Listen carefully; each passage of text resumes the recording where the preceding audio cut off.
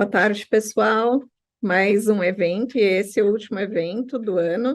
Nós, aqui do Bueno Tex, eu, Fernanda Lains, meu sócio, Matheus Bueno, hoje vamos ter o desafio de fazer a grande retrospectiva do que aconteceu de mais importante no cenário tributário de 2023 e também usarmos nossa bola de cristal para tentar fazer previsões para 2024, ou pelo menos conseguir apontar o que é mais relevante para suas empresas levarem em consideração nesses últimos planejamentos para 2024.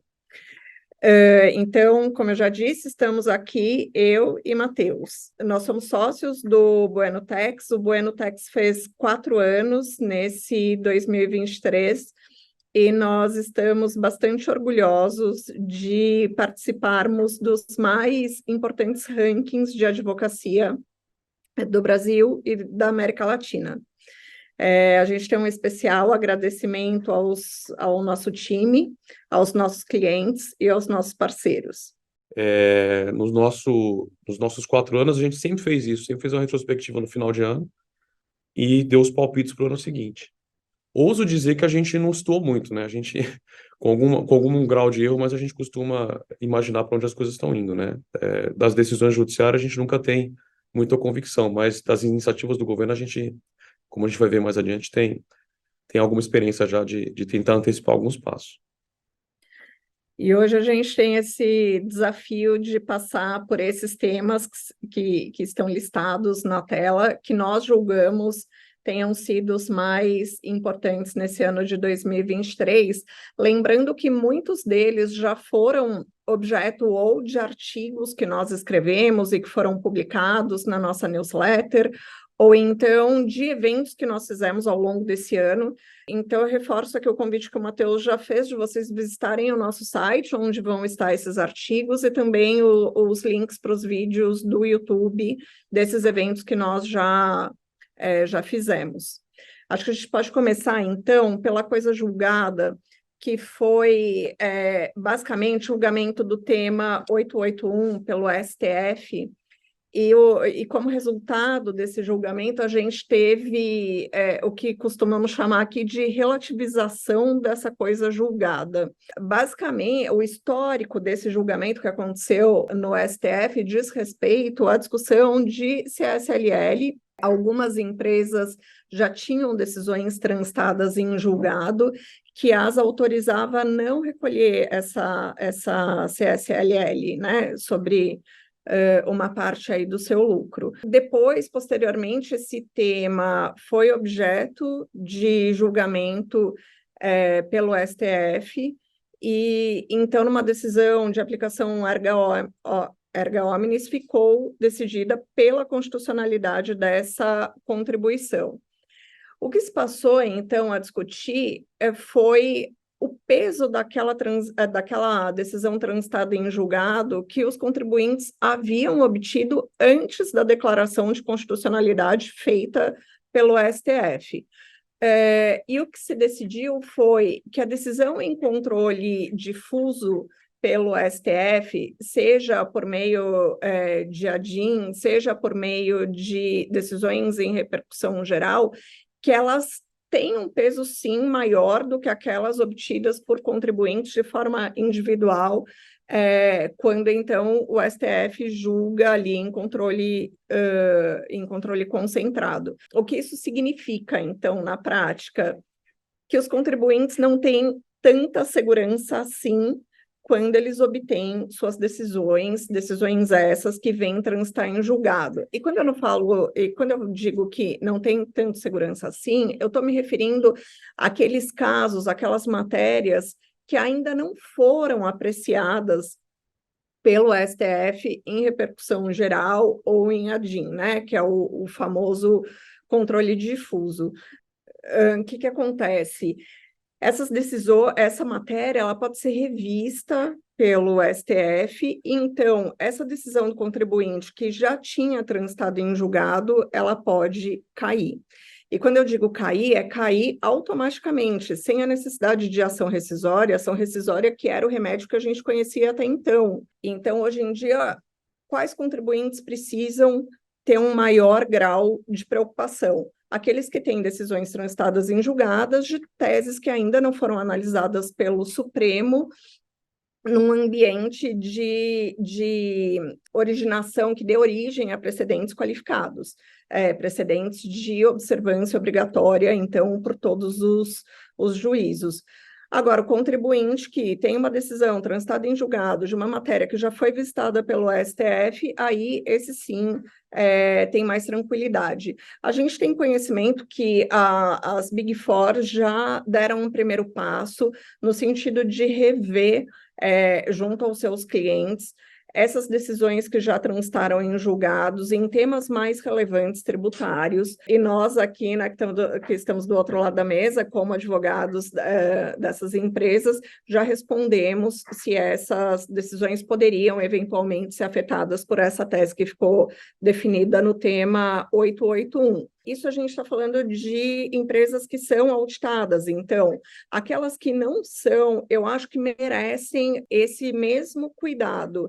Então, como ação para 2024, já fica aqui a nossa sugestão de que vocês revisitem essas decisões que já transitaram em julgado em temas tributários, para ver o quão seguro estão os procedimentos que vêm sendo adotados em termos de apuração por essas empresas, para fins de ter certeza de que existe uma segurança, ou para saber se esse tema pode eventualmente vir a ser decidido de forma contrária pelo Supremo. Eu acho que está bem colocado, né, Feira? A única coisa que eu digo é, tem um evento só sobre esse julgamento. A gente fez, acho que talvez o primeiro do ano, em março, esse julgamento, né? Lembrando, aliás, primeiro parênteses, né? Foi difícil a gente selecionar 10 temas para falar, porque aconteceu de tudo esse ano no tributário. Acabou de sair o julgamento agora também por 6-5 da Lei Complementar 190, que também merece um outro evento até. Então, sejam simpáticos a nossa dificuldade aqui de condensar tudo, né? Mas, enfim, para quem quiser saber mais, tem artigo da Fernanda no nosso site e tem um evento também no nosso canal já só sobre coisa julgada. O resumo foi que há um ano, em dezembro do ano passado, julgaram, a gente ficou esperando os embargos e a modulação foi, acho que, a grande surpresa, né? A minha memória é que estava 6-0 a favor da modulação. A não modulação, né? Na verdade, a modular para proteger o contribuinte, né? E aí tiraram do plenário virtual, já governo novo em campo, vamos dizer assim, e acabou prevalecendo no julgamento de não se modular, né? Que o julgamento, então, e aí o caso mais famoso, se não me engano, acho que é o da Vale, alguém que tem, o Braskem, né? Que tem a tese da CSL há muito tempo, que o Supremo mudou em 2007, e aí as companhias abertas a gente viu, né?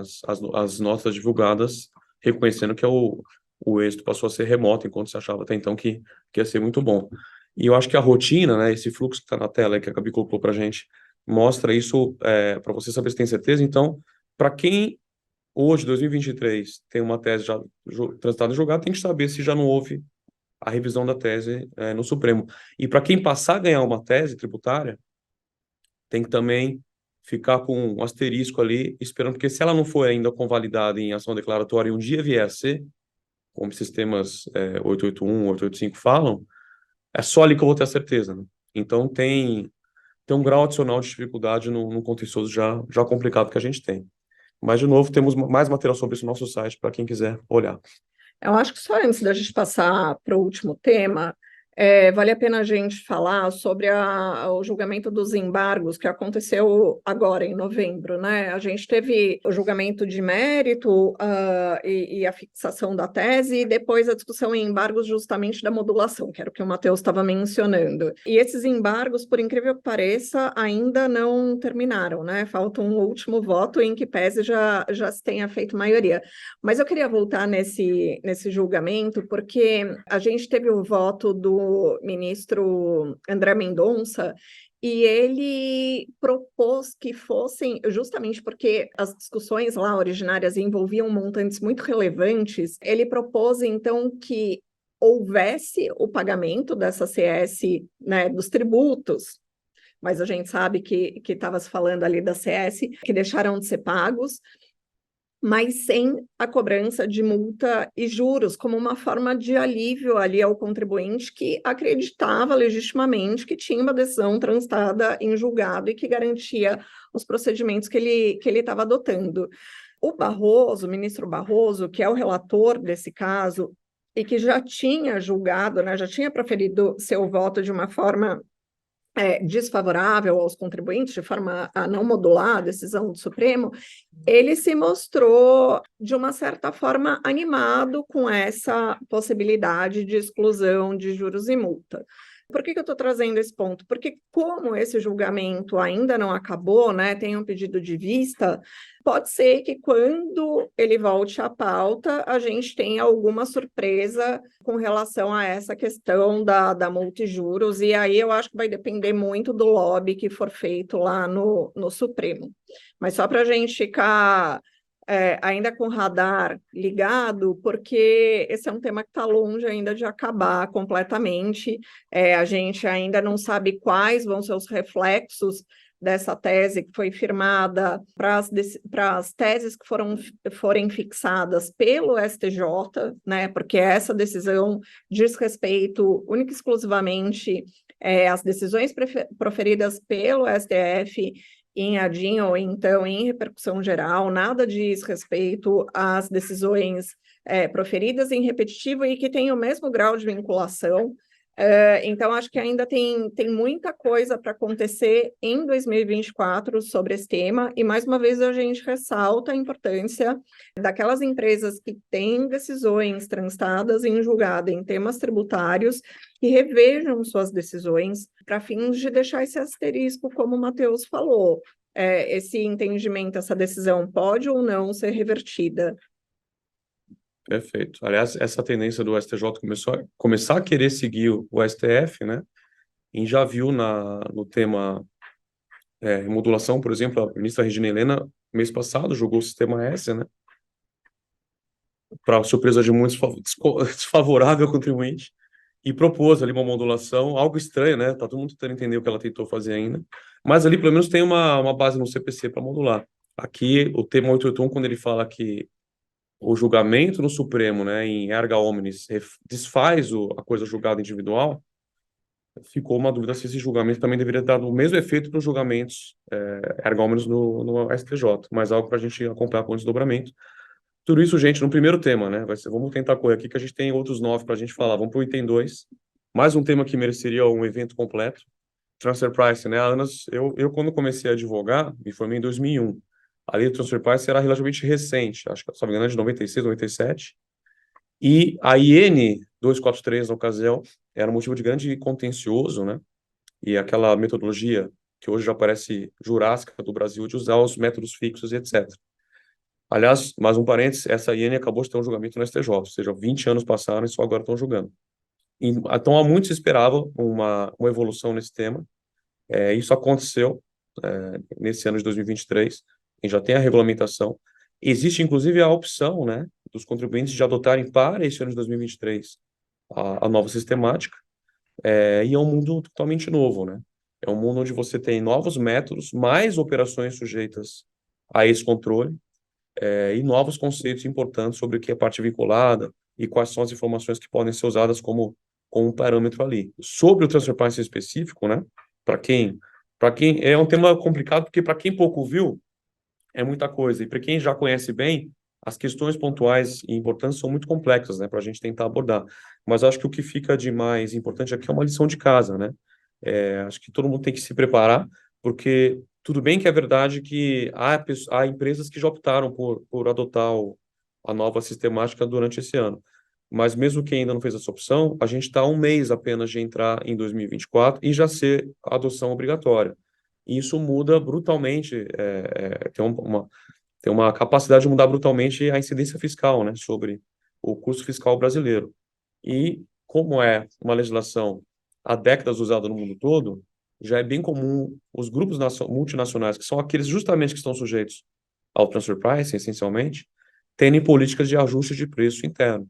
Então, uma pecinha desse dominó vai mexer em todas, né? Se o Brasil está mexendo nisso, você eventualmente vai ter um reajuste desses contratos das multinacionais, impactos nos ajustes de transfer pricing dos outros países também. Então, acho que o mais importante nesse tema que fica para a gente dizer é que todas as empresas envolvidas têm que, primeiro, checar se elas, até hoje não envolvidas, passam a estar sujeitas a essa legislação.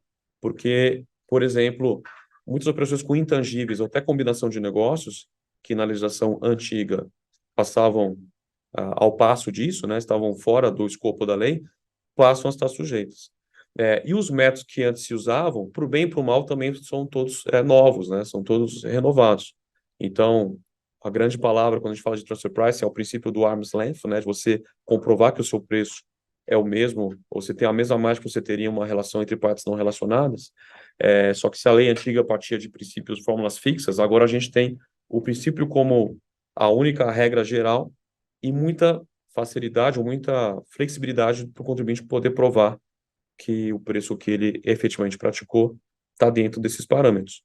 Então, principais cuidados, checar se você não estava, passou a estar sujeito a essa legislação, porque se você está nesse grupo de empresas, bem-vindo a um admirável mundo novo, muita dificuldade, né, muito trabalho para se fazer de compliance fiscal aqui no Brasil, embora outro lado da moeda é que provavelmente o seu parceiro no outro país já está sujeito a isso, então já existe uma rotina no grupo sobre essa política, né, sobre esse tema. E mesmo quem já estava, pode ser que tenha mais operações sujeitas. Eu faço só uma última ponderação aqui. Esse tema é um dos que o ministro da Fazenda, né, o Ministério da Fazenda, botou na conta para ajudar a fechar o déficit público do ano que vem. Então, eles botaram uma estimativa de arrecadação importante ali, colocando como motivo a atualização dessas normas. Pessoalmente, não é uma questão que eu já discuti com a Fernanda e a gente tem uma posição como escritório, mas eu acho algo muito difícil, né, o governo conseguir prometer valores de arrecadação, porque é um cálculo tão complexo que as próprias empresas vão ter que chegar lá ainda, né? Mas, do lado do governo, eles têm a premissa, pelo menos o discurso tem sido esse, de que isso vai aumentar a arrecadação. Não sei bem se é exatamente esse o caso, mas todo mundo vai ter que fazer a conta porque vai afetar o bolso, se não para quem já fez opção esse ano, com certeza para o ano que vem. Então, procurem realmente uma boa assessoria especializada, porque tem muita coisa para ser feita e é um jogo novo, comparado com o que foi no passado. E o passado acabaria esse ano, né? Exceto para quem eventualmente está sujeito a alguma contingência ou já tem um passivo aberto e está em discussão, seja no CAF ou seja no judiciário, como é o caso que eu mencionei logo no começo aqui desse segundo capítulo do julgamento da IN 243, o método PRL, que o STJ só esse ano deu um julgamento e desapontou muita gente, né? Para não dizer outra coisa. Acho que é isso, né? Acho que vale fazer uma propaganda aqui. Um dos reconhecimentos que nós recebemos esse ano foi justamente por conta da nossa atuação na área de transfer pricing. Então, as empresas que são mais afetadas por esse tema, entendo que já endereçaram, né, o assunto, porque realmente, como o Matheus bem colocou, envolvia a revisão, né, de cálculos de transfer pricing mesmo, mas caso alguém ainda não tenha feito, fica aqui o nosso convite para uma próxima conversa. E aí, falando em arrecadação, acho que uma das grandes propagandas do ministro da Fazenda foi o retorno do voto de qualidade como critério de desempate de julgamentos no CARF, como medida arrecadatória, né, para nossa surpresa, o que era para ser um assunto técnico num tribunal que julga questões bastante relevantes e onde nós, advogados, temos a oportunidade de discutir de uma forma bastante técnica mesmo, temas muito relacionados a questões contábeis. Enfim, algo muito relevante para a nossa prática foi tratada aí como medida arrecadatória para o governo. Então, muito foi falado esse ano, quando da conversão da medida provisória na Lei 14.689, que então trouxe de volta o voto de qualidade como critério de desempate quando os julgamentos no CARF acabam empatados. Muito foi dito à época sobre esse retorno e sobre o mecanismo que foi criado para tentar aliviar aí o bolso do contribuinte, então, que tem acabado, né, ou que vem acabar como derrotado nesse tribunal administrativo, mas poucos falou sobre algumas oportunidades também que esses mecanismos trouxeram. Enfim, esse foi objeto já de artigo escrito por mim, publicado na nossa newsletter, mas acho que vale a pena a gente retomar aqui. Então, quando uma questão, né, quando um processo ele é decidido pelo voto de qualidade, automaticamente ficam excluídas as multas tanto de mora quanto de ofício. Esse era um grande ponto de interrogação dos advogados quando dessa tramitação. E então abre-se um prazo de 90 dias para que o contribuinte decida ali o que vai fazer. Se ele vai recorrer ao judiciário, continuar essa discussão no judiciário, ou se ele vai pagar esse débito usando aí dessas benesses que foram trazidas pela lei. E quais são elas, além dessa exclusão das multas? É o pagamento desse débito em parcelas, né? Você pode pagar em 12 parcelas, com exclusão dos juros. Então, a gente está falando aí só do pagamento do principal, com a possibilidade de uso de prejuízo fiscal. E aí a gente vai ver um pouquinho mais para frente que esse prejuízo fiscal pode ser tanto do contribuinte quanto de terceiros, ou ainda com créditos que esse contribuinte venha a ter contra a fazenda. E a gente está falando disso num ambiente em que ainda há muito crédito de PIS/COFINS oriundo da tese do século. Então, essa pode ser, sim, uma oportunidade para aqueles que têm um grande valor aí de prejuízo fiscal, ou então de créditos, e cujas discussões não sejam tão fortes em termos de provas que a briga que a gente teria num próximo passo aí no judiciário. Então, acho que vale a pena, de novo, essa revisão, né, essa grande lição de casa que a gente vai detalhar um pouquinho mais para frente. Agora, se o contribuinte optar pela via da discussão judicial, o que a gente tem de novidade é a possibilidade de não garantia do juízo. Estava falando agora de produção de provas, né? Porque a gente vai para um ambiente ou de embargos à execução fiscal ou de ação anulatória. E nesses dois ambientes, a gente depende muito de produção de prova e também de garantia desses débitos para fins de, no caso de embargos, de poder oferecer-se esses embargos à execução fiscal, e no caso de anulatória, para fins de garantia, suspensão de exigibilidade do débito e obtenção de CND. Agora, se o contribuinte consegue fazer provas da sua capacidade de pagamento, e se a gente pensar num dos casos emblemáticos aqui de solução pelo voto de qualidade, que são os casos de AGE, a gente está falando de grandes companhias que realmente têm uma grande capacidade de pagamento de seus débitos, o contribuinte pode ser eximido da prestação dessa garantia. Tem aí alguns detalhes que são meio pegadinhas nessa dispensa de prestação de garantia, mas que eu acho que o contribuinte pode olhar com algum cuidado, caso ele resolva ir para essa via. Então, a gente colocou aqui, né, o que ninguém te contou, que são justamente essas oportunidades que eu acho que vale a pena a gente pensar, vocês, empresa, retomarem seus casos que vierem a ser decididos pelo voto de qualidade ou que tenham sido decididos pelo voto de qualidade recentemente. Por quê? A gente está falando desse uso de prejuízo fiscal e uso também desses créditos. Então, isso para os contribuintes que vierem a ter decisões, né, finais pelo voto de qualidade e que resolverem pelo pagamento.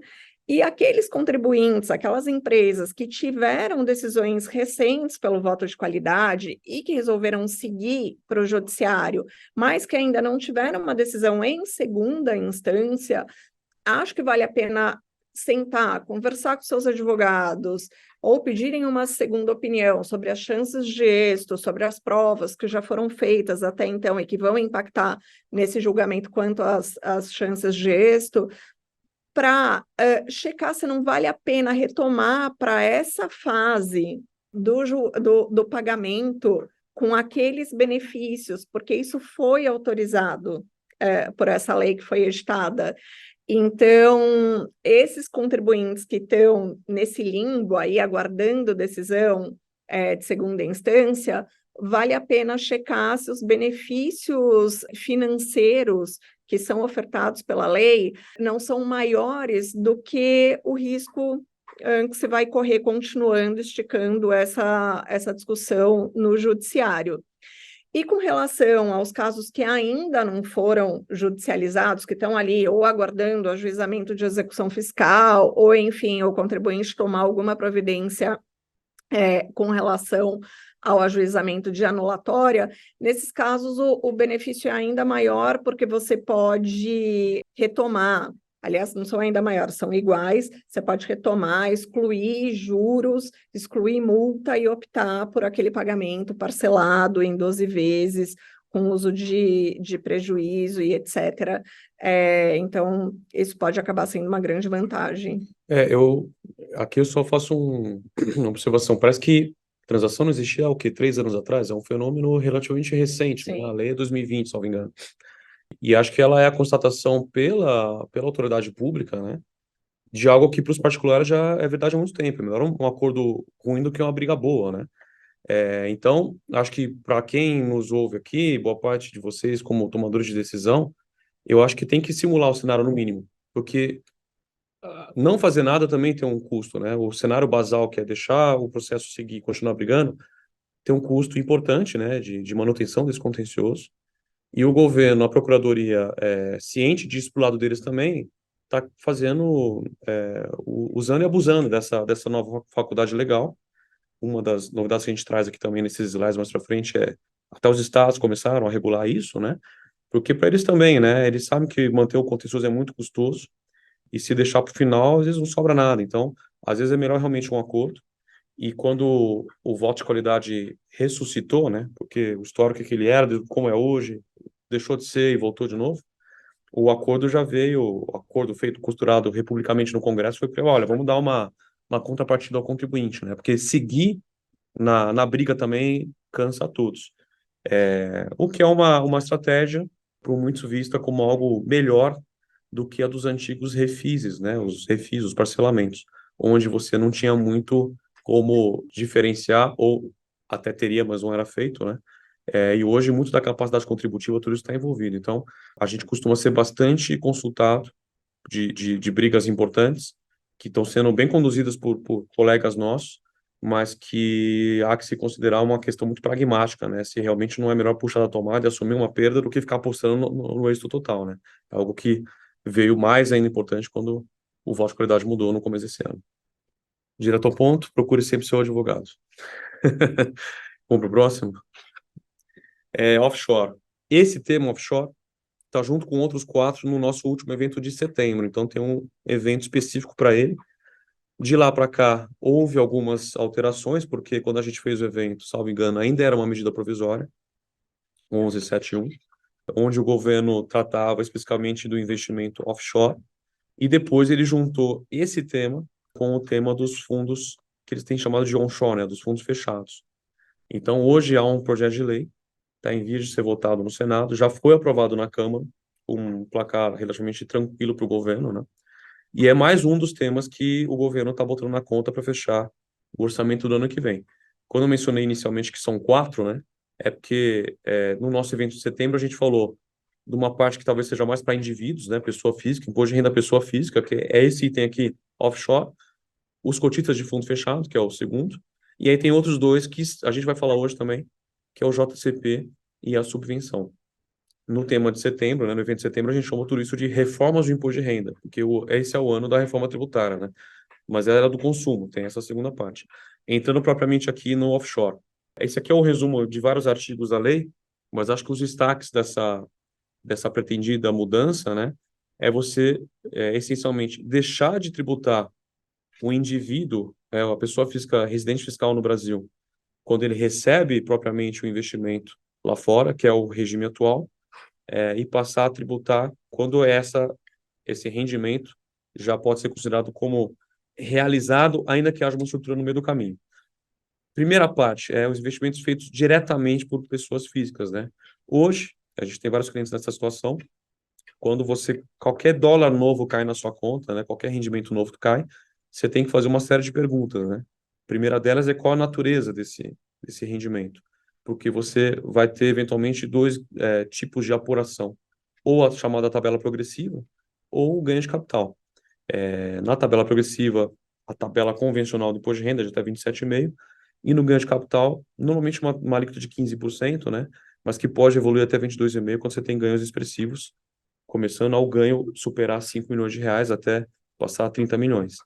Se aprovado esse PL e começar a valer essa nova legislação, algo que já não deveria ser para o ano que vem, né? Porque não para início do ano, porque a gente tem a anterioridade anual e daqueles 90 dias, mas eu vou trocar essas duas metodologias de tabela progressiva, Carnê-Leão, ou ganho de capital com alíquotas progressivas, para uma alíquota única de 15%. A primeira versão dessa proposta legislativa era botar também alíquotas progressivas de 0, 6, 15, 22,5%, mas que rapidamente já entravam na alíquota máxima de 22%. Então, o primeiro sinal é, olha, nem tudo é tão ruim, né? Porque dependendo da sua vontade como pessoa física de já trazer esse ganho para o Brasil, ou já reconhecer ele como ganho efetivo, você podia ser tributado em até 27,5%.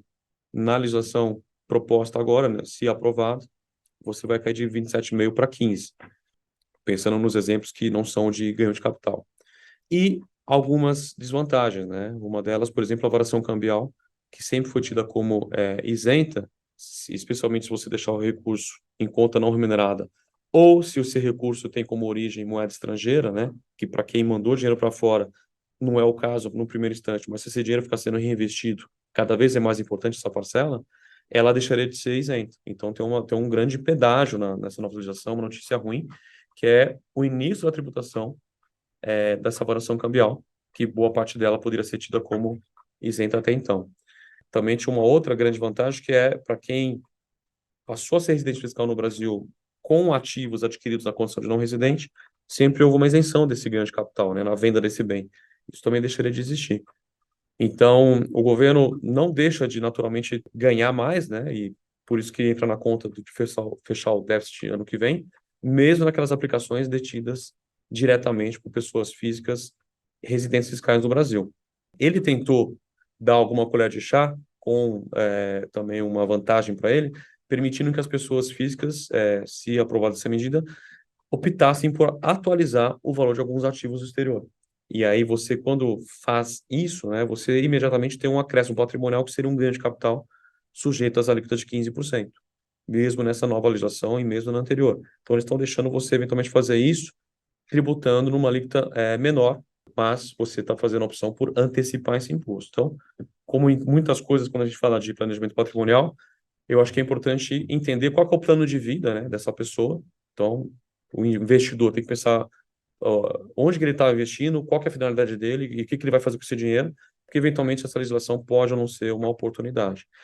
Até agora eu falei do investimento direto. Podemos ir para o próximo slide, Gabi, onde a gente fala dos investimentos com estrutura, né? Aqui a principal novidade é o fim do diferimento. O governo está colocando, né, então que você teria como se fosse o que a gente chama de regime CFC, para os contribuintes pessoa jurídica, mas para pessoa física. Então, se eu, Matheus, tenho um offshore, hoje eu só pago imposto no Brasil do lucro dessa offshore se eu trouxer esse lucro para o Brasil. Ou se ela tirar, vamos dizer assim, da conta dela e colocar numa conta minha ainda aqui no exterior. Então, tem uma grande vantagem, né, que é ficar postergando esse imposto, que vai ser pago um dia, mas só quando eu realmente botar esse dinheiro no meu CPF, vamos dizer assim. Essa nova legislação acaba com isso, e pelo menos para os rendimentos ocorridos a partir da vigência dessa nova norma, se aprovada, eu todo ano teria que fazer a apuração desse resultado, tributar naquela alíquota de 15%. Então, as offshores, boa parte delas deixa de ser um veículo para diferimento. E por que não todas elas? Porque o governo, e houve uma evolução também entre a primeira versão da medida, da proposta, e a última, ele está colocando dois triggers, né, para offshore cair nesse regime. O primeiro, ela está sediada, localizada, estabelecida em países considerados paraísos fiscais, na acepção mais leiga do assunto, né? E o segundo, ela ter realmente renda ativa, né? Não ser meramente um veículo de investimento. A primeira versão dessa proposta dizia que para você ser considerado uma offshore de renda ativa, né, você tinha que olhar lá o parâmetro, o threshold, o percentual mínimo era 80%, isso caiu para 60%. Então, você precisa ter boa parte das suas receitas, um pouco mais da maioria, de renda ativa para poder dizer que você não cai nesse regime e fica no regime anterior de diferimento.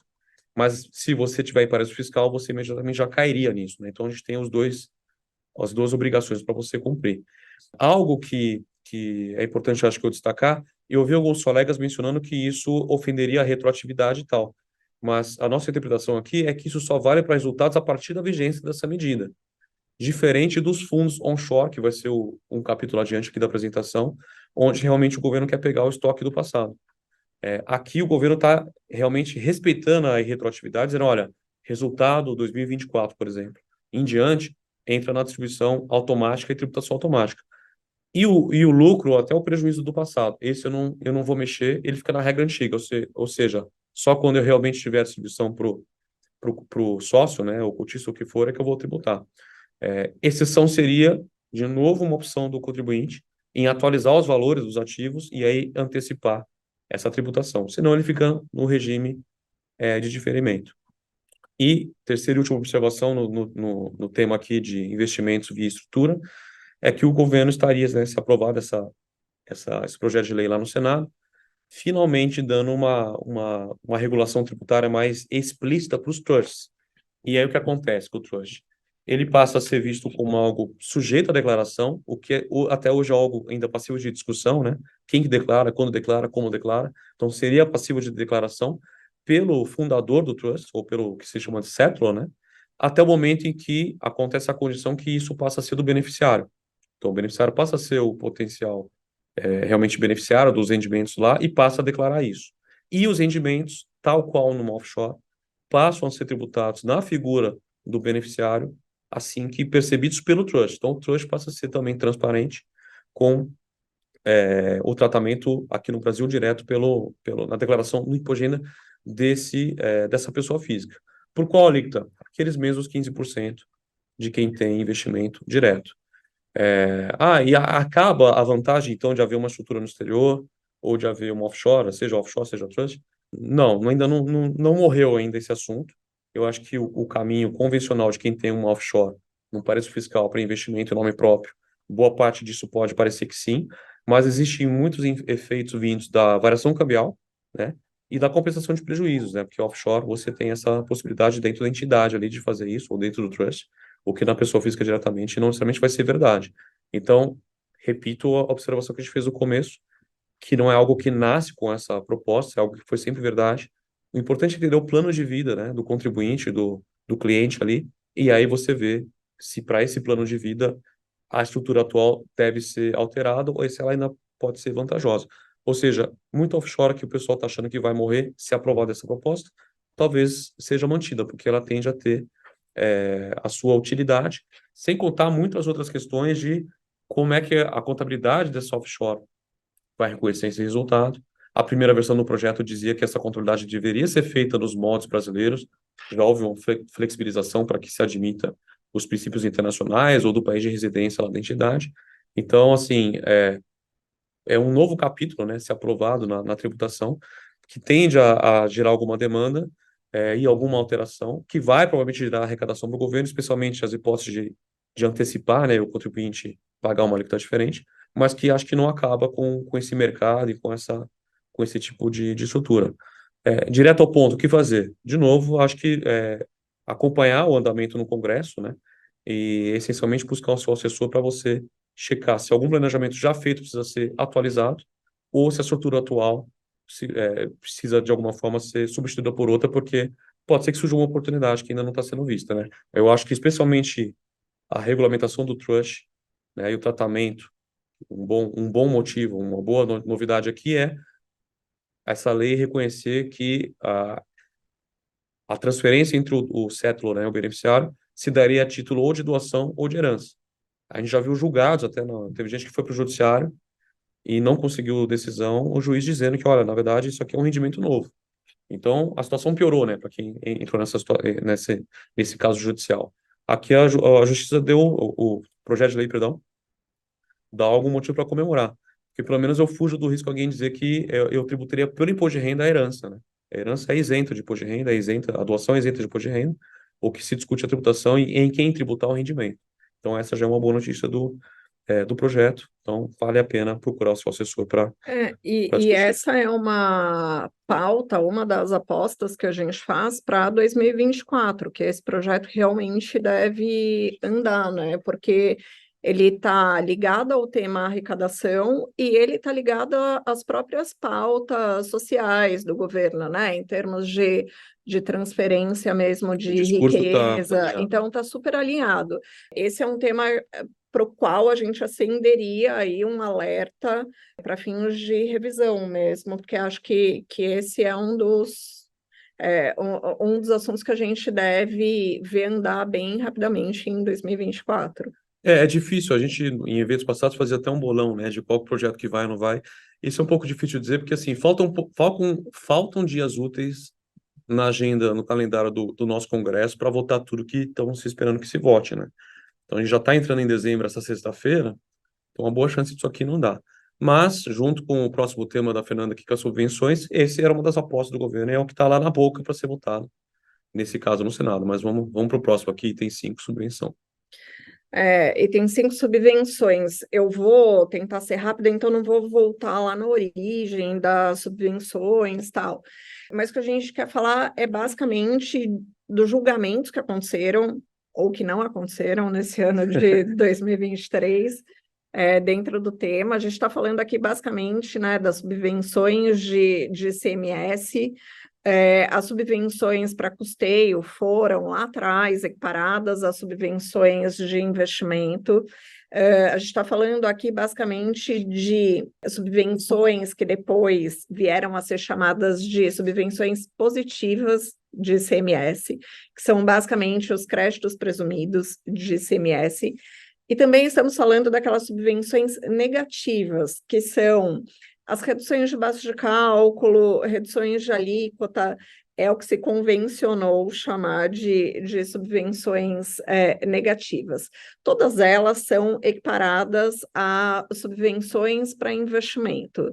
E como tal, como benefícios, como benesses concedidas pelo governo estadual, pacificou-se num julgamento pelo STF, que seriam excluídas da base de cálculo do imposto de renda e da CS, pela aplicação do princípio federativo. No seguinte raciocínio: se os estados concederam um benefício para que os contribuintes pudessem melhor investir os seus recursos financeiros nas operações locais, não sou eu, União, quem tem o poder de tributar esse benefício, de reduzir de uma forma indireta esse benefício que foi concedido por um outro ente federativo. Então, essa foi a feliz decisão que nós tivemos nesse ano, mas nós ainda aguardávamos, continuamos aguardando a decisão com relação ao PIS e à COFINS, nessa mesma linha, de que, olha, se não vai ser, se é um benefício concedido pelos estados, não se poderia ter a tributação nem pelo IRCS, nem pelo PIS e COFINS pela União.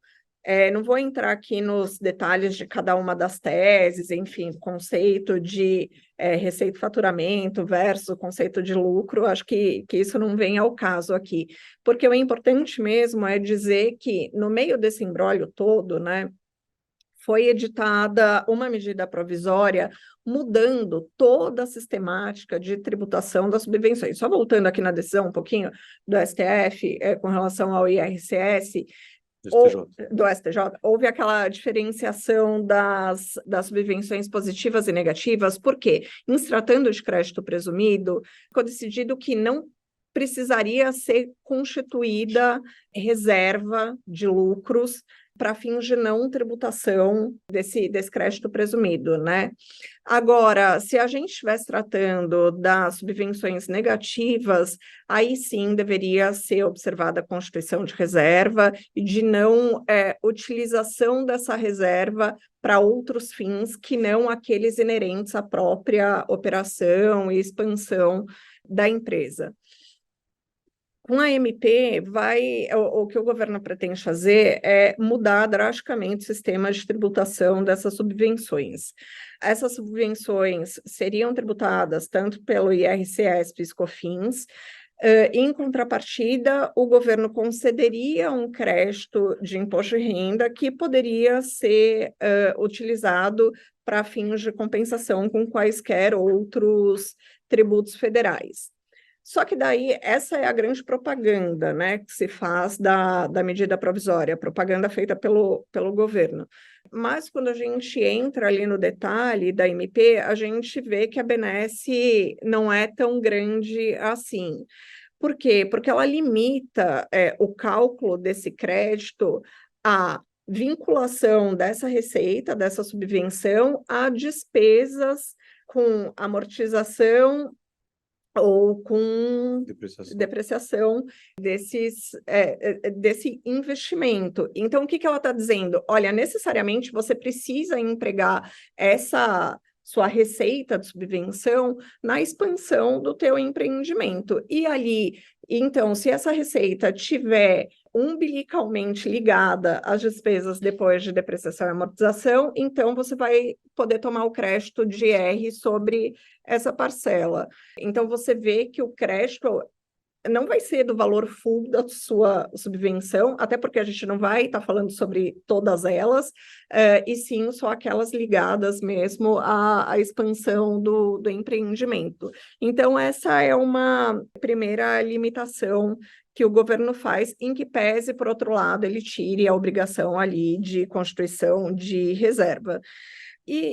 Por outro, uma outra crítica que a gente tem a fazer a essa medida provisória é, mais uma vez, a ofensa ao Pacto Federativo, que já foi analisado pelo STJ, ou seja, a gente está falando da subvenção de CMS, de um benefício fiscal que está sendo dado pelos estados e que, de certa forma, está, sim, sendo tolhido pela União, porque como a gente já demonstrou aqui há minutos atrás, não se pode falar em crédito na mesma proporção da subvenção que foi concedida. Então, sim, você está ofendendo o Pacto Federativo e ignorando em absoluto um julgamento que acabou de acontecer. Então, você tem uma tese que demorou anos para ter uma decisão final, e aí, antes mesmo da gente ter solucionado a questão do PIS e da COFINS, já veio essa medida provisória para tumultuar novamente o ambiente. Esse tema das subvenções é um tema bastante relevante em termos de volume mesmo, né, de valores envolvidos. Então, a gente ainda depende da tramitação dessa medida provisória, mas é algo importante, como a gente não sabe se essa medida provisória vai ser ou não aprovada, acho que esse tema subvenções ele é importante sob dois ângulos, né, sob dois pontos de vista diferentes. Um é tratar, observar se as subvenções que sua empresa recebe estão sendo tributadas corretamente, se a empresa já tomou as medidas necessárias para fins de exclusão da base do IR da CS, tema que já foi decidido, e se ela já litigou com relação ao PIS e à COFINS. Por quê? Porque a gente não sabe se essa medida provisória vai ser aprovada. E se for uma empresa com perfil mais conservador, acho sim importante já se fazer o cálculo de qual seria essa contrapartida que a empresa receberia em termos de crédito para fins de reorganizar a própria operação, né? Porque acho que é algo que vai impactar diretamente nos benefícios que são concedidos por alguns estados que a gente sabe que tem programas específicos para desenvolvimento daquela região. Eu acrescento aqui que, além de já ter dito, né, que esse tema está no evento de setembro, reformas, acho que tem pelo menos 3 artigos no nosso site sobre isso. E, gente, assim, é bem ruim mesmo esse tema, porque o governo está tentando colocar algo bem drasticamente diferente do que é o anterior, e para muitos negócios, acho que isso é a mudança entre a vida e a morte. Eles estão querendo tributar na cabeça os 43 e dar o crédito só no imposto de renda, né? E depois de muito tempo. E por que depois de muito tempo? Porque você tem que passar CF e depois está atrelada àquela depreciação e amortização que a Fernanda colocou. Então, eu acho que vai criar muito rebuliço aí. O governo está enfrentando muita resistência no Congresso, ele está contando com uns 40, 50 bilhões de arrecadação. Desde o começo do ano, o ministro diz que esse assunto é importante e usou expressões, esse foi o mais conturbado do ano, eu acho. E tem empresa que tem super lucro. Aí, quando o STJ julgou o tema em fevereiro, a gente ganhou, na verdade não tinha ganho, então veio o MP, a MP percebeu que não ia decolar, virou projeto de lei, agora talvez volte a ser MP, todo dia tem manchete sobre isso. Acho que, na minha visão, né, olhando o contexto, houve um momento que acho que os contribuintes também foram incentivados a trazer para dentro do resultado, o reconhecimento contábil, tudo que peça para chamar de subvenção, para poder chamar aquilo de lucro isento de imposto, e muitas vezes até não sujeito à reserva de lucro, especialmente no caso dos créditos presumidos. Esse ano o STJ deu esse recado, realmente fazendo uma distinção ali entre o que é incentivo positivo e negativo, né? De novo, pessoalmente aqui, eu acho que não tem uma lógica que eles usaram por trás, né? A lógica de, olha, se esse incentivo é do tipo que, no total da cadeia, o Estado abriu mão, ou ele abriu mão daquele contribuinte, mas o próximo elo da cadeia vai ter um crédito menor. Mas eu acho que para os empresários que são afetados por isso, boa parte deles negociou isso há muito tempo atrás, e se chamou de isenção, redução de base, crédito otorgado, diferimento, meu, o que interessa é ele estar vendo o resultado dele. E esse é o resultado que é a base de imposto de renda. Então as coisas são muito complicadas, difícil dizer se vai adiante, mas faz todo sentido olhar porque é um tema muitíssimo valioso, tanto para a União como arrecadação, tanto para os contribuintes e para os estados, né, que trouxeram boa parte desses contribuintes para os seus territórios nessa promessa, mas que vai ser afetado inevitavelmente pela reforma do consumo que a gente vai falar daqui a um pouquinho. Próximo tema? Uhum. Próximo tema, Gabi, por favor. Fundos. Esse aqui está um pouco em paralelo com o da offshore, como eu mencionei um pouco antes. A gente botou intercalado suspensão no meio para a gente também, Fernando e eu, revezarmos, né? O que eu posso adicionar aqui para vocês tal qual no offshore, o governo está tentando antecipar essa tributação, porque os fundos fechados, existentes no Brasil há muito tempo, eles basicamente, né, dão para os seus cotistas, o resumo da ópera, né, o fundo nunca é tributado, quem é tributado é o cotista, é que o administrador tem a responsabilidade de fazer a retenção sobre o rendimento, só que enquanto nos fundos abertos isso acontece no chamado come-cotas, né, maio e novembro, 2 vezes por ano, no fechado só quando do resgate, amortização, alienação, lá das cotas, né? Que pode ser diferido a ver navios. Então, tem um grande ganho econômico de você poder todo ano, em vez de tomar 15% de imposto de renda, reinvestir esses 15% e ganhar como se fosse um juro composto aí sobre essa aplicação. O governo quer acabar com isso e passar a colocar os fundos na regra da tributação semestral, tal qual os fundos abertos são.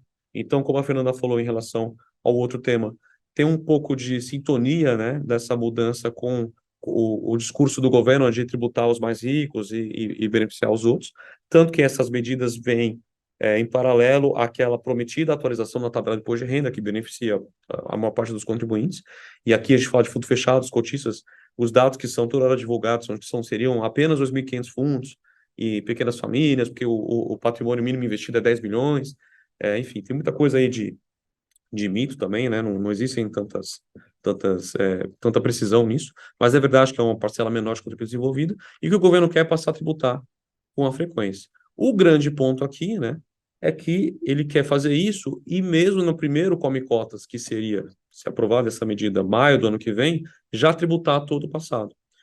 Para amenizar um pouco disso, o governo está oferecendo ali uma opção do contribuinte de antecipar brevemente isso e pegar alíquotas menores.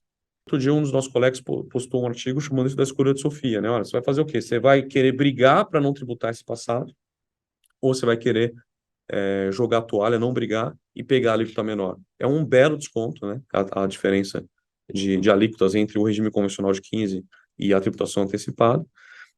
Mas é uma escolha importante, porque vários desses fundos existem há muitos anos e ele tem muito mais estoque de rendimento do que ele talvez tenha de rentabilidade futura. Especialmente se, a partir de agora, existir no Come Cotas, talvez os cotistas, essencialmente uma família, eventualmente, o exemplo típico é esse, decida ir para outra estrutura, né? Bom, já que essa regra agora, eu desmonto. Mas o ponto principal aqui no tema fundos, né, que o governo tem chamado de onshore, é que há, sim, uma oportunidade muito grande de se discutir o passado.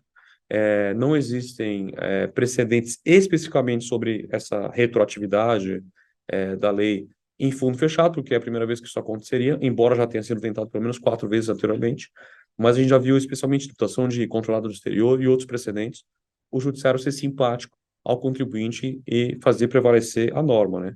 O que tem toda a lógica, né? Resumindo aqui, olha, se eu entrei nesse tipo de investimento até muito contaminado, né, influenciado por uma norma indutora que me deu esse tipo de tratamento.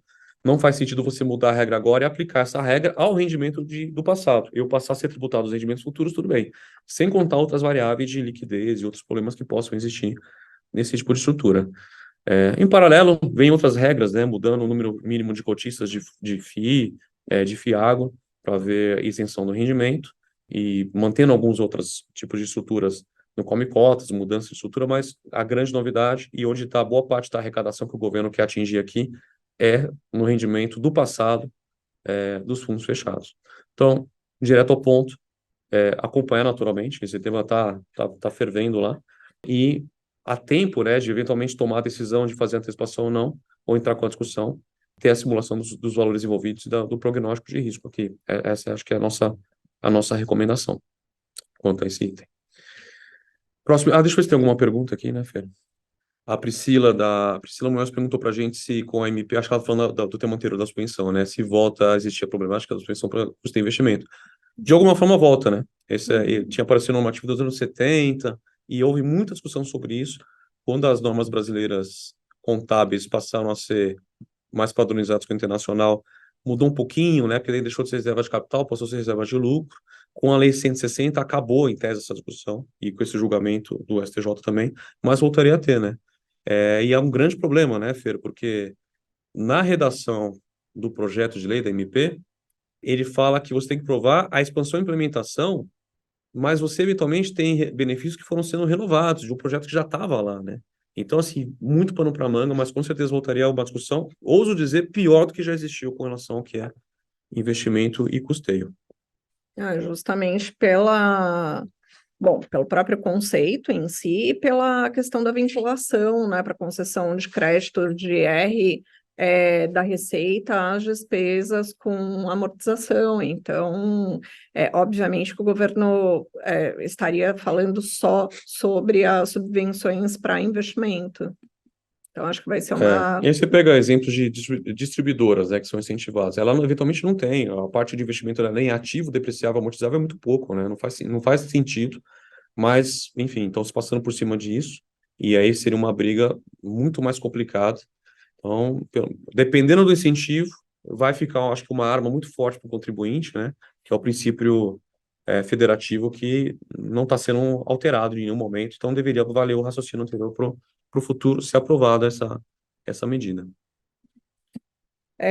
O nosso próximo item é os juros sobre capital próprio, JCP. Acho que essa é uma realidade, né? Saiu até uma matéria, se eu não me engano, do Valor, nessa semana passada, dizendo sobre o movimento dos contribuintes com relação ao JCP. E aí houve um aumento na distribuição de JCP de 30 e poucos por cento nesses últimos meses, o que leva a crer que os contribuintes já acreditam no fim da JCP. Essa já é uma realidade, e é um movimento interessante de ver, não só com relação a esse tema, mas com relação a outros sobre os quais a gente já falou, está falando essa noite, porque eu acho que essa movimentação dos contribuintes já sinaliza o que a gente pode esperar de 2024. Então, acho que o fim do JCP já é uma realidade. Acho que aquelas empresas que já tinham deliberado pela distribuição do JCP, mas que ainda não tinham realizado essa discussão, correram atrás de obter recursos para poder fazê-la, porque acho que até um endividamento no mercado para fins de efetiva distribuição desse JCP acaba sendo mais vantajosa. Então, foi isso que a gente viu acontecer. Acho que quem está nessa situação de já ter deliberado, mas não ter distribuído, acho que vale sim fazê-lo. Acho que também vale aquelas companhias que quiserem voltar no tempo, virem, né, nos seus balanços que teriam condições de deliberar a distribuição desse JCP de forma retroativa, em que pese a gente saiba que exista ainda uma discussão a respeito desse tema, mas acho que vale a pena conversar, ver e fazer retroativamente para fins de distribuir, porque é uma vantagem, né, em termos tributários muito grande e que está perto do seu fim. Então, acho que quem não reviu em 2023, vale a pena rever antes do final do ano. Vai precisar de ajuda de contador, vai precisar discutir com o advogado, mas esse é um tema também de economia mesmo, fiscal, importante. Eu só acrescento que o JCP é ótimo, né, já vale fazer o JCP retroativo. Houve uma discussão, agora o CARF acabou soltando mais notícias ruins, né, especialmente com voto de qualidade, mas o judiciário o tema vai bem. Então, acho que com certeza é algo que vale a pena checar. E esse movimento até de aumentar endividamento, né, para poder pagar e tal, a gente viu também há um tempo atrás, há 2 anos atrás, quando uma potencial tributação de dividendos surgiu, e acho que é a mecânica mesma, né? Vamos fazer conta porque pode ser que faça sentido. E se você decidir não fazer, você tem a justificativa por que aquilo não valia tanto a pena, né? Então, olhar faz sentido sim. Vamos para o item 8. São 10 itens, tá, gente? O 10º e último é o palpite para o ano que vem. Então, a gente tá terminando. Acho que esse é o grande tema da noite. 6h05 da tarde. Eu não vou Que rufem começar os tambores. a falar do jeito que eu falo, que nem uma metralhadora, sobre reforma tributária. O que eu vou dizer para vocês? A gente tem uns 10 slides aqui sobre o efeito dela. Eu vou pedir para a Gabi para o próximo só, que é o resumo. A gente tem um evento já só sobre isso, sobre os efeitos. Aqui, nosso slide está atualizado com a alteração do Senado. E eu vou dar só mais um exemplo. Então, a gente conta, né, do que se trata. O próximo slide, Gabi, por favor. Esse é um resumo geral. E a gente fala para cada um dos setores ou mercados que existe, o nosso primeiro palpite do que vai acontecer. Isso é palpite, gente, porque dá para entender que essa é uma tendência, mas cada caso é um caso, né? Existem inúmeras exceções, cada casa e cada versão do projeto foi se aumentando o número de setores ou regimes diferenciados, alíquotas diferenciadas, até temas que já tinham um regime especial criaram mais um sub-regime especial ali. Então, eu só digo o seguinte: cuidado. Eu digo isso não jogando contra o meu próprio time, mas cuidado com os slides, tá? Essa é uma reforma tributária que se discute muito no slide, mas a gente para ler os artigos. Assim, o buraco é muito mais embaixo. Acho que tem que buscar um assessor competente para checar o seu setor. A gente hoje teve uma conversa muito bacana com um cliente nosso num setor muito importante e ele já estava com essa consciência, a gente reforçou. Mais do que o que a gente teve de discussão em Brasília hoje sobre esse ano, vai aumentar, vai ter mais do que isso a partir do ano que vem, porque essa reforma já passou, né? A Câmara tem que votar, depois se mexer, vai voltar para o Senado, vai fatiar, não vai mais, gente. Os filtros maiores já foram superados, agora está na boca do gol, é só empurrar a bola para dentro. Se é que isso é gol contra ou não é, aí depende do setor que você está, mas o gol já está feito, vamos dizer assim. E a discussão vai aumentar muito mais a partir das minutas das leis complementares e outras leis que vão ser importantes e funcionamento de conselho fiscal. O que eu digo para vocês, o slide nosso aqui tem um resumo, igual a gente colocou aqui dos serviços, tem mais pelo menos uns 7 ou 8 sobre indústria, comércio exterior, sobre mercado de M&A, wealth planning. Cada um desses a gente listou aqui algumas tendências, mas cada caso vai ser um caso. Pô, mas não é cedo para fazer uma simulação? O tema é tão importante, a mudança é tão drástica que eu acho que não. Porque pode ser que você esteja mirando. Eu sei que a gente sabe que a transição naturalmente demora alguns anos, mas 2026, as promessas foram entregues, já começa a valer uma CBS de 1%. 2027, 28, ICMS e ISS começam a definhar, né, assumir e entrar o IBS no meio. Então, para quem está pensando em expandir negócio, entrar numa nova área e tal, faz muito sentido revisar isso. E aí, as incertezas, você tenta reduzir, simulando cenários diferentes. Por exemplo, a da alíquota, né? Dá para simular, sem muita dificuldade, o seu custo atual e o que acontece se os seus fornecedores te repassarem alguma mudança, ou seu crédito vier em alíquotas diferentes. Não é um trabalho dos mais singelos, mas o efeito dele, a importância desse é tão grande, né? Isso é tão valioso, que a gente tem repetido isso desde o começo do ano. Inclusive, para que se já preveja contratualmente que, olha, não só um equilíbrio contratual, mas que se a carga, né, for afetada por esses novos tributos, que isso venha a ser passível de ajuste de preço. Porque acho que no final do dia o governo e os slides que a gente vê tanto por aí, né, não tanto equilíbrio, mas só a vida real vai dizer a diferença entre a teoria do IVA ser lindo, né, a reforma ser muito boa, para a prática do que vai acontecer. Vai ter gente ganhando e comemorando, vai ter gente perdendo e chorando. Acho que o recado é esse.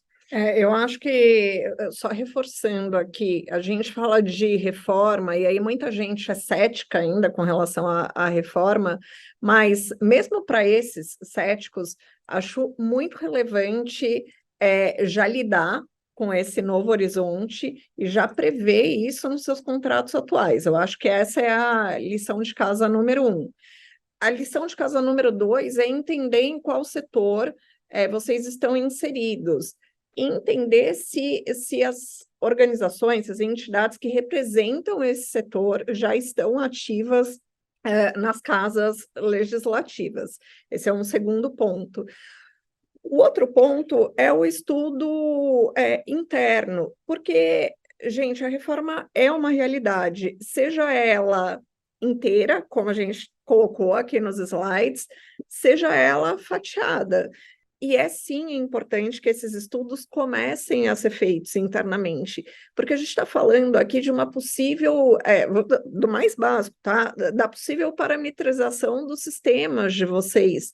Quanto tempo uma parametrização de sistema demora para ser feita? Então, é importante sim começar a pensar sobre reforma tributária. A gente teve inúmeras conversas com os nossos clientes durante esse 2023 sobre esse tema, e foi até daí que nasceu a ideia dos slides setoriais, para pelo menos conseguir posicionar vocês dentro da reforma. Então, quais os principais possíveis impactos da reforma para minha casa, né, para minha empresa? E a partir daí vocês conseguem começar a pensar sobre o que é mais importante de se estudar. Então é importante eu começar a fazer simulações, ou é importante eu começar a pensar nos contratos, enfim, o que é importante pensar? Acho que essa conversa com um especialista, por mais que as notícias sejam muito amplas e muito informativas, acho que é importante sentar com o tributarista para você conseguir entender pelo menos um pouco de como a reforma vai te impactar e quais são os cuidados que você deve começar a ter. A gente está falando de um período de transição longo? Sim, estamos falando de um período de transição longo, só que é um período de transição que desde o dia 1 você vai ter que começar a conviver com 2 sistemas de tributação. Isso impacta em sistema, isso impacta em contrato, e acho importante, eu acho que esse é o tema, é a bola da vez, é a maior preocupação para 2024, e essas conversas iniciais, para quem ainda não fez, elas precisam ser feitas. Vai acontecer mudança nos seus fornecedores, nos seus clientes, né? Não dá como escapar. Bom, duas coisinhas. Eu vou terminar aqui dando uma notícia sobre o tema anterior do onshore offshore. Aqui eu só vou repassar brevemente, só para vocês saberem. Nos slides vocês vão ver os efeitos para serviços, agronegócio, nas indústrias, que têm sido vistas como beneficiárias da reforma, comércio, inclusive, e comércio exterior, né? Se prevaleceu a unidade de exportação e tributação de importação, mas continua existindo a obrigação de fazer classificação, um monte de coisa.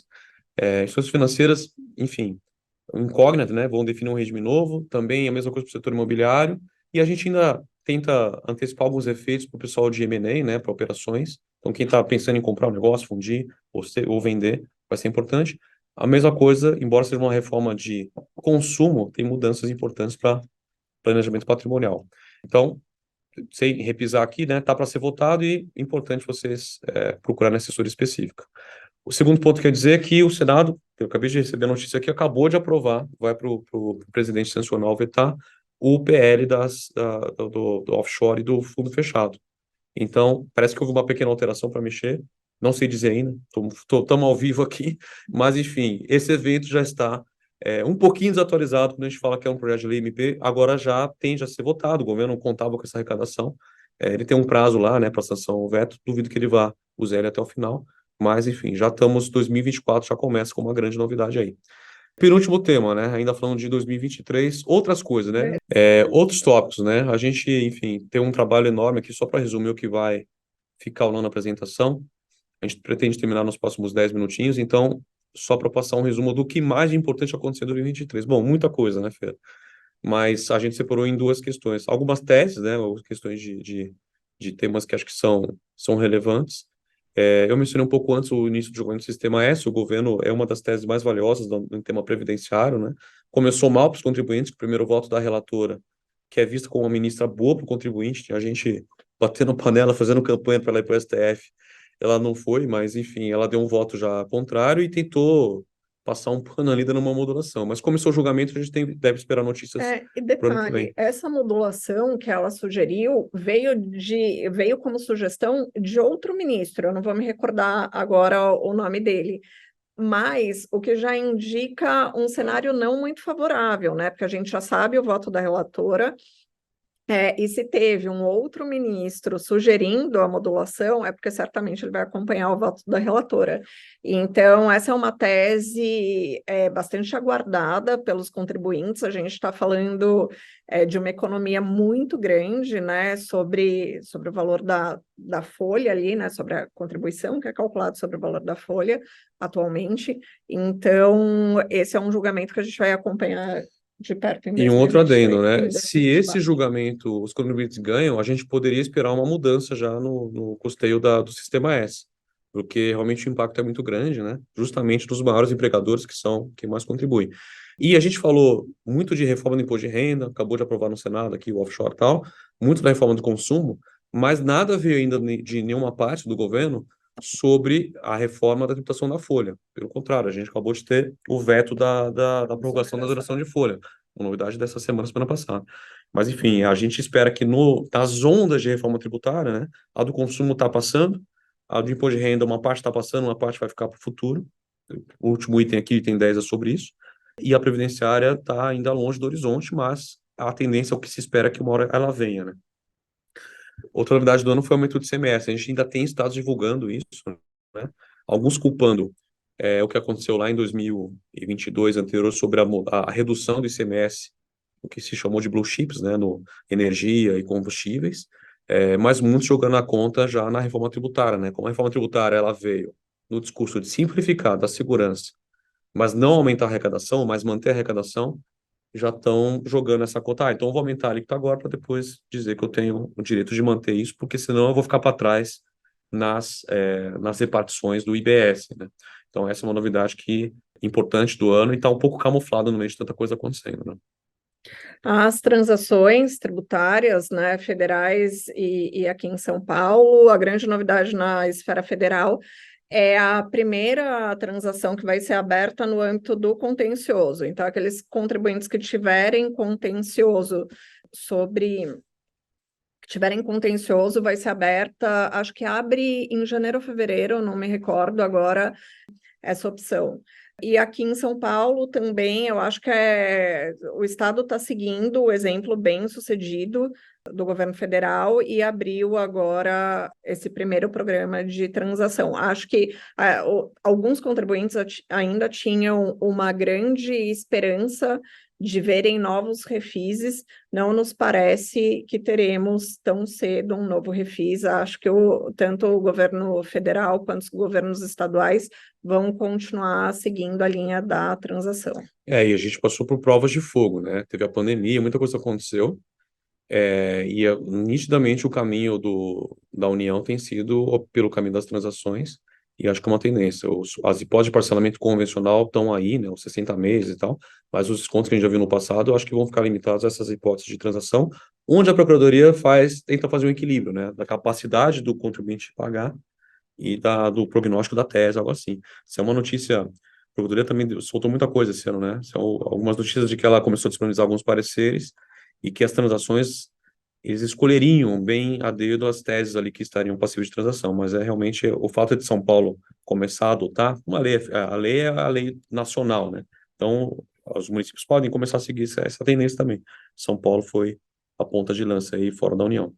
Eu acho que com relação a essa primeira transação de contencioso, que vai ser aberta na esfera federal, ela vai falar sobre os lucros das controladas e coligadas no exterior, que foi um tema que já foi parcialmente julgado pelo STF mas que ainda não está totalmente pacificado, né? Ainda está pendente, a grande discussão pendente são sobre as controladas e coligadas que estão em jurisdições que têm acordo contra a dupla tributação com o Brasil.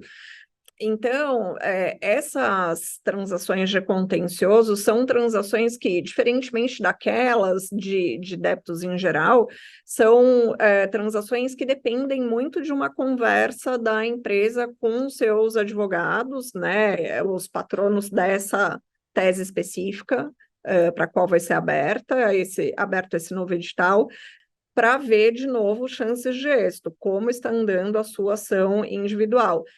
Transação sobre contencioso não é algo sobre o qual vale um palpite geral, a gente vai aí no caso a caso. Então, de novo, fiquem atentos, conversem com seus assessores, porque pode ser uma oportunidade. ADC 49. Só vou dizer o seguinte, gente, eu não aguento mais falar de ADC 49. Já fizemos evento, artigo, o assunto não acaba. Confusão, um samba. Teve convênio, não foi aprovado pelo Rio, agora, enfim. Não sei o que vai acontecer. Acho que esse foi um exemplo insólito, né, de como uma tese tão conhecida, tão tradicional, qualquer manual de tributário do Brasil dizia que na transferência entre estabelecimentos mesmo contribuinte não é falta de ICMS, está muito tranquilo. O Supremo reconheceu isso em ADC, mas criou uma confusão por causa da história da transferência dos créditos e até como isso convive com regimes especiais, que o que se tentou fazer deixa como estava, e aí não deu certo, tem uma divergência, mas enfim, para quem tem esse tipo de transação, tem que acompanhar, porque novos capítulos devem vir, né? Tem duas coisas em paralelo acontecendo, tanto o CONFAS se mexendo, como um projeto de lei no Senado para que isso seja regulamentado. Meu palpite é que a tendência é voltar a ser como sempre foi. Próximo slide, desculpa. Enfim, para a gente terminar aqui as nossas palpites para o ano que vem. Aqui sim a gente tem dois slides, um sobre o passado, não, desculpa, um sobre o contencioso. E outro sobre consultoria.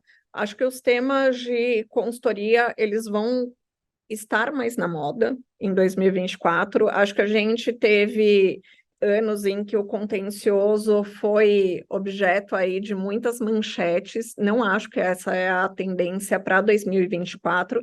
2024 vai ser um ano mesmo de muitas lições de casa aí nas empresas de vocês.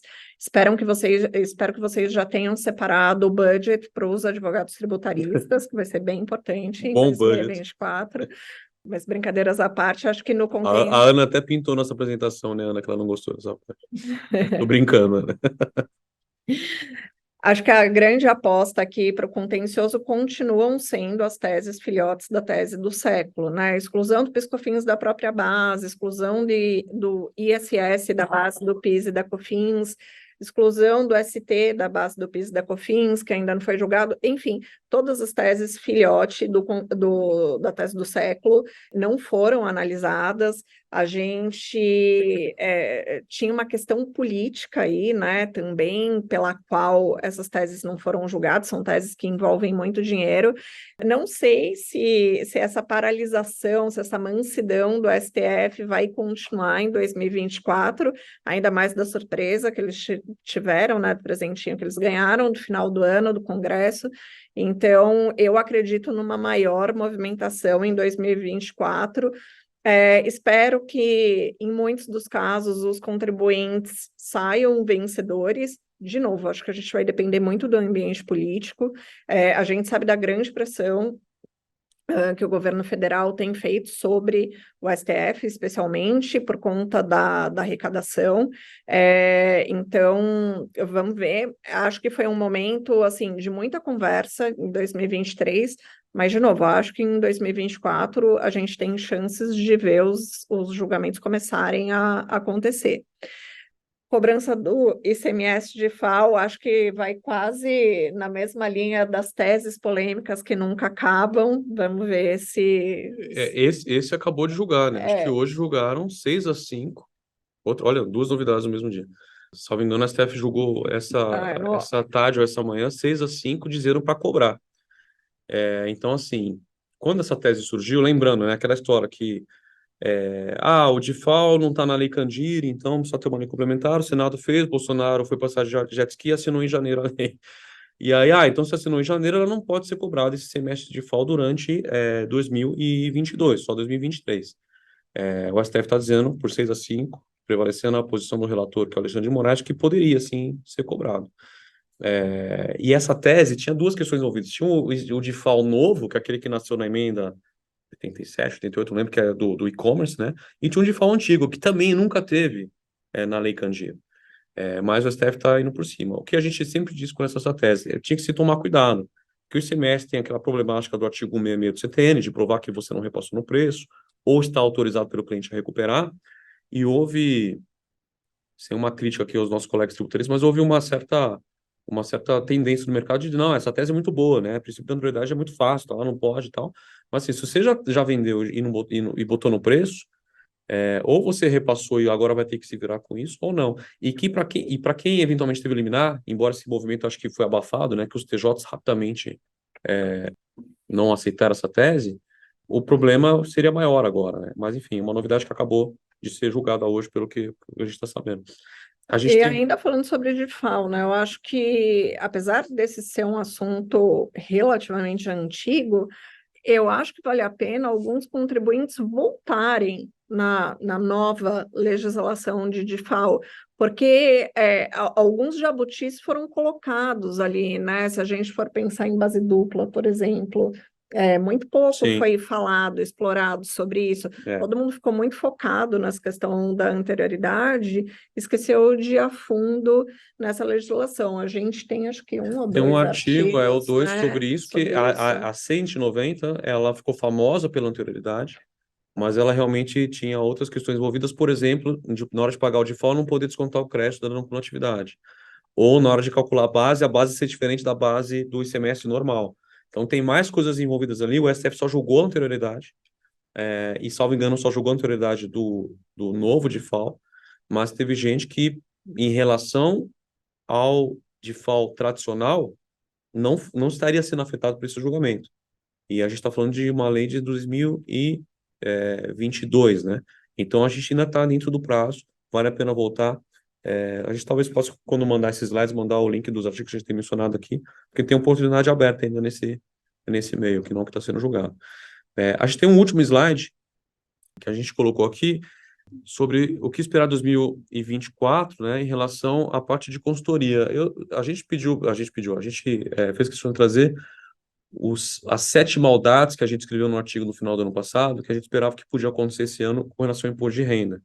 E nesse nosso artigo a gente botou, e aí eu assumo aqui a autoria do palpitômetro aqui, qual era a chance disso acontecer.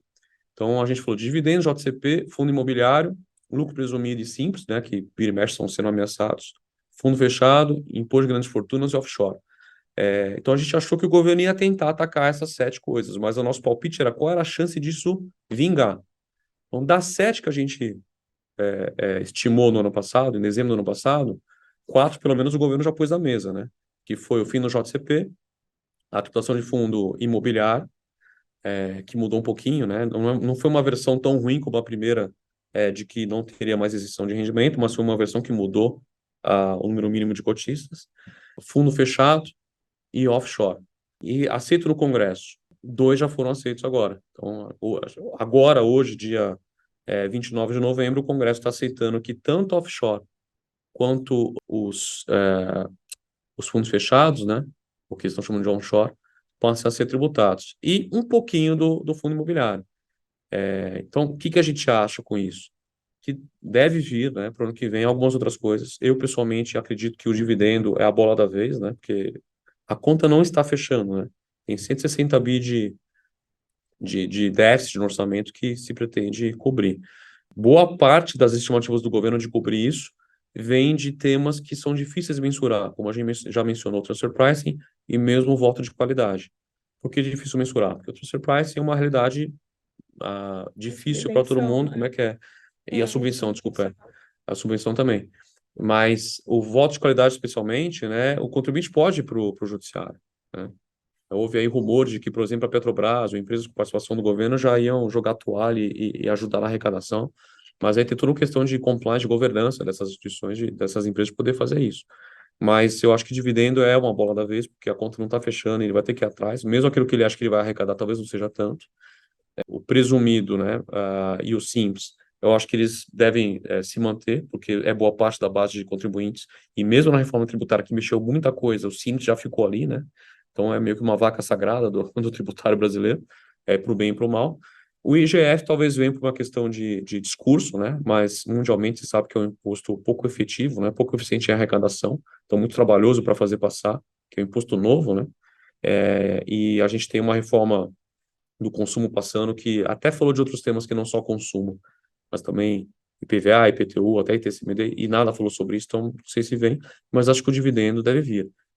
E, de novo, offshore e onshore, que a gente já mencionou um pouco antes, estão passando. O Lula, logo mais, já deve ter uma lei falando sobre isso, e então, realmente, uma janela de oportunidade para quem está envolvido nesses temas é revisitar. No mais, eu agradeço, foi um ano realmente de muita novidade para a gente discutir. Esse é o quarto é o quarto e último dos eventos que a gente fez esse ano. Além disso, a gente tem bastante artigo, bastante material. No mais, acho que o recado final direto ao ponto, fiquem bem assessorados. Realmente a nossa área é uma área que sempre foi confusa, e mesmo as promessas da gente ter simplificação e mais segurança para o futuro, a gente sabe que a gente está um pouco aquém. Então, essa reforma tributária deve dar o que falar, e faz sentido vocês se prepararem e buscarem assessoria especializada para navegarem de uma forma menos conturbada tempos que vão ser desafiadores. Te agradeço aqui. Obrigada, a gente se vê ano que vem de novo. Deixem suas apostas para 2024 nas respostas aos e-mails que vocês receberão, ou então na pesquisa de satisfação. Deixem também suas sugestões de temas para a gente já montar o cronograma do ano que vem. E, de novo, eu acho que a consultoria tributária em 2024 vem com tudo. Certamente as empresas precisarão de muita ajuda para entender esse novo panorama que já vem se desenhando, veio se desenhando ao longo de 2023. A gente está à disposição de todos vocês para fazermos conversas sobre esses temas, sobre novos temas. Foi um grande prazer ter a companhia de todos nesse evento e durante todo 2023. Obrigado pela confiança. Um abraço e bom final de ano para todo mundo.